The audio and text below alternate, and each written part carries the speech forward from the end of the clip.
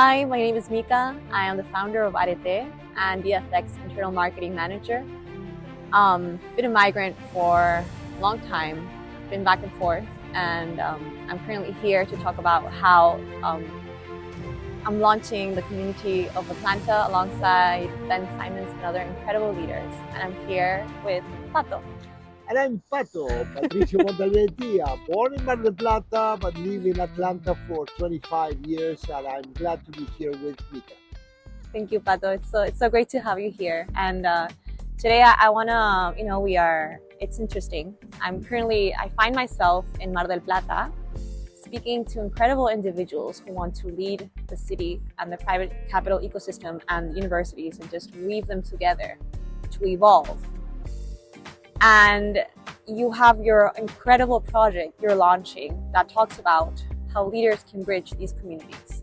So why do you think the audiovisual language is that first way to impact somebody to have a profound impression without, being subtle at the same time? Why do you think it's such a great way to communicate audiovisually?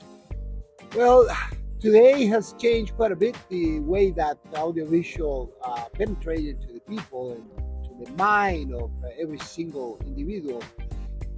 But it's about transforming and expanding the information without barriers.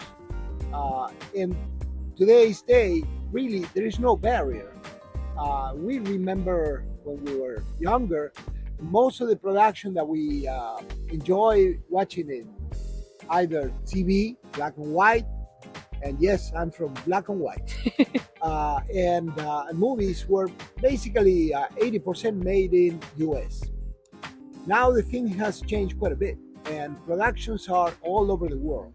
So when I came back to Mar del Plata, I say, why not Mar del Plata? And I started looking as a producer for a way of building this bridge between the city that I love, which is Atlanta, and the city that I was born, which I have a bigger love, which is Mar del Plata. And I start to imagine that it was possible, first economically, because everything is a business. Even though a lot of people think that making a movie or making a series is art, it is art, but you have to go and sell it, because if not, who's going to pay for it? Times that countries and federal government used to pay for everything, it's gone. I mean, that shouldn't be the way. It should always be the way of making art and making it possible by other people paying for it and enjoy it and getting some information out of it. So that's what I'm trying to do here in Mar del Plata. Yeah, and I think what I really love about your project is the educational component to it. That it's not just a transaction of the private capital ecosystem, which I think that what these leaders are trying to transform is this. It's just an alliance of nurturing two communities educationally. Universities they'll connect, they will learn from one another. How do you see that? Can you tell us about the alliance that you have with the universities here and in Atlanta? Correct. Well, essentially happened that during the time that when I just arrived to Atlanta, talking about 1994, just before the Olympics, there was no production going on. So it took a while for us, the producers, to start pushing the government first and making alliances to be able to produce in Atlanta. And obviously there was no students came out of universities in Atlanta that had the experience to be able to work in the industry. But most of the people working in the industry were individuals coming out of Los Angeles, New York, Toronto, and other places that were perhaps too expensive and too difficult to work. And Atlanta was an easy place to enjoy family environment and to study. But 25 years later, right now, Georgia State University and the Creative Media Industry Institute is huge. A lot of people come out of it with the new technology knowledge, ready to work in the industry with 50 studios. I'm talking about 50 companies, not 50 studios. Probably the total studios could be around 200 or more. They're like cities, and they produce quantity of work. And quality. And quality. course. There we go. So, you will find series that they are ready for entertainment. And then you find series or movies that are ready for an Oscar. You have a combination of both. So, with that experience, I'm trying to emulate here. And I thought that without the human resource, you couldn't. So I start, talking with people in university and see if they like the idea of combining with Atlanta, and they agree. So I pushed them. And in the last trip, I went with a contract to be able to absorb and exchange students, academics. But the same thing I did with the city, because Argentina doesn't have a lot of tax incentive for the industry.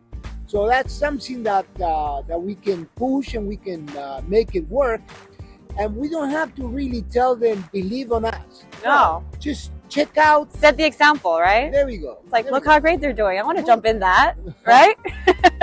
Hey, why haven't I thought about that before? Atlanta just came out with the numbers. And this year, they actually made back $3.6 billion in revenue because of the industry. So it is real. It is not something that is out there. Or it's real. You give incentives, and the industry will come.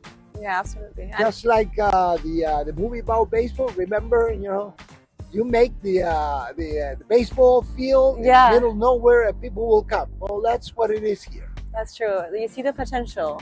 You bet on it. You make it shine. You make it bright. You have that empower energy, and people will come with you. And I think that really resembles what Atlanta has, that energy of empowerment. I mean, Microsoft was launched in Atlanta. It's a huge tech. Right now, Tech Week is coming up. Martin Luther King was also born in Atlanta, and he hosted it. Just the empowered energy that Atlanta has, how leaders put it forward, and that optimism of everybody, let's work on this together. How do you think, how do you associate that energy with the energy here in Mar del Plata? Do you find points of connection with that? Yes, I do.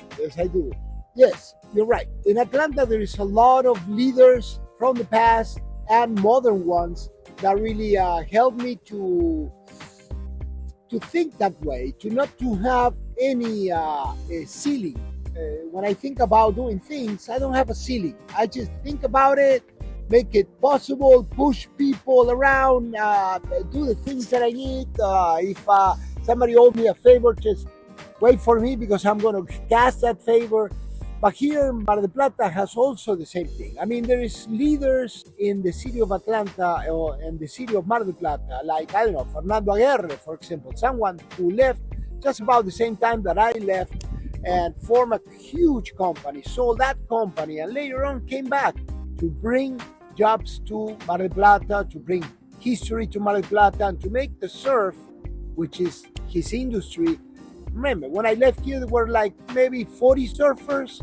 You can count like more than 2,000 surfers these days. Yeah. That's leadership. Incredible. Yeah, for sure. And I think what I like about that type of leadership is like also keeping the essence of where you come from authentic and not selling out to something else too, right? Like keeping your identity authentic and like retaining like your experience of having nurtured that abroad, but knowing that the city has its own personality and interweaving all of that to make something new. Yeah. I like that.